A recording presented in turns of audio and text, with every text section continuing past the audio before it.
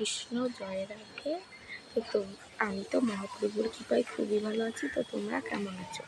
আশা করি তোমরাও খুব ভালো আছো। তো আগামীকাল হচ্ছে নীলষষ্ঠী ব্রত।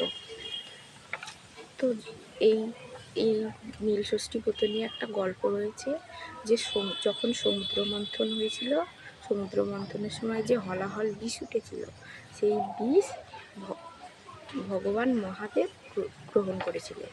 এর ফলে তার শরীর পুরো নীল হয়ে গেছিল এই দিন। তো এই দিন এই জন্য বলা হয় নীলষষ্ঠী ব্রত। তো তারপরে পার্বতী এই বিষটিকে করে দিয়েছিলেন, আর গলার কাছের বিষটি নামানো যায়।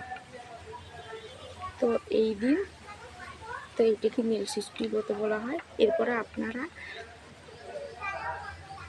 ভগবানকে কী কী অর্পণ করলে ভগবান শিব খুব সন্তুষ্ট হবে। তো এই দিন আপনারা 3টে পাতাযুক্ত বেলপাতা, এছাড়া আপনারা বেল অর্পণ করতে পারেন।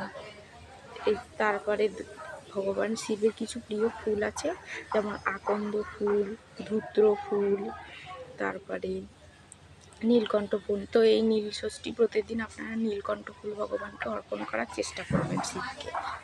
তো আকন্দ ফুল, এইসব ফুল ভগবান শিবের। এছাড়াও ধূত্র গাছের কাটা হয় একটা ফল।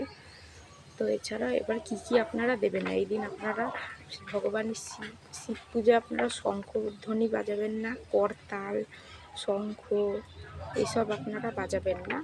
তো শিব পুজোয় আপনারা